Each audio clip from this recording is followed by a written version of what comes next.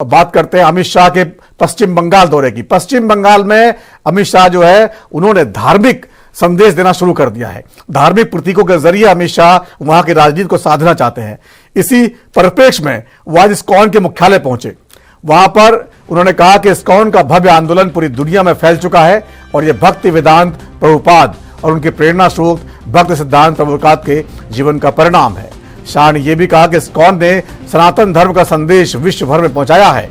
मतुआ समुदाय के समाज कल्याण की भावना की सराहना की और बताया कि इस्कॉन ने लोगों को श्रीमद् भागवत गीता के रास्ते पर चलने के लिए प्रेरित किया।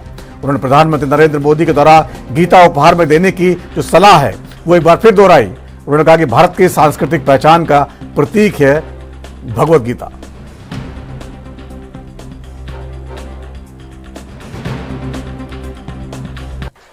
और जब हम आज भव्य इस्कॉन आंदोलन को पूरे विश्व में फैला हुआ देख रहे हैं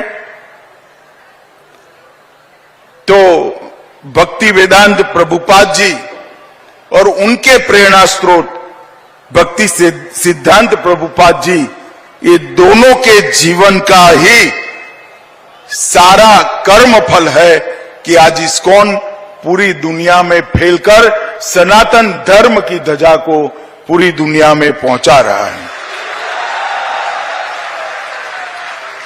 मतुआ समाज ने भी समाज कल्याण की भावना को हमेशा आगे बढ़ा है। श्री श्री हरिचंद ठाकुर जी और श्री श्री गुरुचंद ठाकुर जी ने समग्र विश्व को इस संप्रदाय से जोड़ने का काम किया और इस्कॉन की कई सारी उपलब्धियां हैं। इसमें सबसे बड़ी उपलब्धि है, मैं भारतीय जनता पार्टी के अध्यक्ष के नाते और देश के गृह मंत्री नाते देश के हर राज्यों में कई बार भ्रमण करा हूं। हर राज्य की अलग भाषा है, कई राज्य में तो अनेक भाषाएं हैं, मगर मुझे हर भाषा में गीता जी की पुस्तक मिली है और वो इस्कॉन के माध्यम से ही छपी हुई।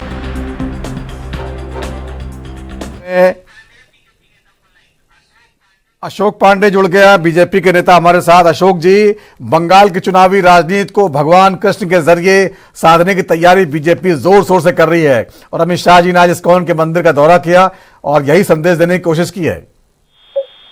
देखिए, सबसे बड़ी बात है कि माननीय अमित शाह जी एक सामान्य कार्यकर्ता के रूप में काम करते हैं, 5 वर्ष लगातार काम करते हैं। ये सबसे महत्वपूर्ण है।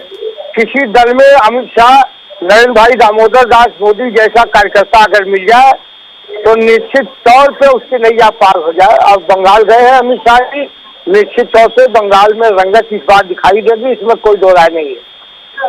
लेकिन जिस तरह से वहां पर ध्रुवीकरण की राजनीति बीजेपी करती दिखाई दे रही है, इसकी लगातार जो है विपक्ष कड़ी आलोचना कर रहा है। देखिए, ध्रुवीकरण की राजनीति हमारे ऊपर आरोप लगाया जाता है। हम सबका साथ सबका विकास वाले लोग हैं। पीडीए कौन दिखाता है? कौन है जो रोहिंग्या को जबरी वोटर बनाने का काम करता है? बाहरियों को, बांग्लादेशियों को कौन वोटर बनाने का काम करता है? ये तो दीदी कर रही है ना। हम लोग तो ऐसे इसलिए करा रहे हैं ना, फिर अलग फर्जी लोग आवे। हमारा सीधे सीधे हम सबका साथ सबका विकास वाले हैं।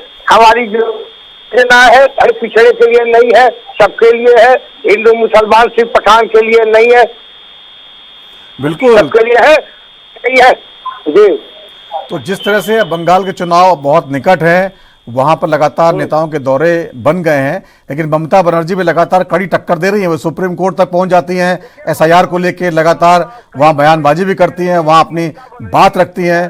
तो इतना आसान नहीं होगा बीजेपी के लिए बंगाल जीतना। ममता बनर्जी आज जो भी है, ममता बनर्जी सीधे फर्जी में नंबर पर है। सीधे सीधे वहाँ फर्जी लोगों को बना के का काम करती थी। इस बार उनकी रही है, तौर पे मुक्त देंगे। ठीक है अशोक जी, बहुत बहुत शुक्रिया हमारे साथ जुड़ने के लिए और विचार साझा करने के लिए। तो अमित शाह ने बंगाल का दौरा किया।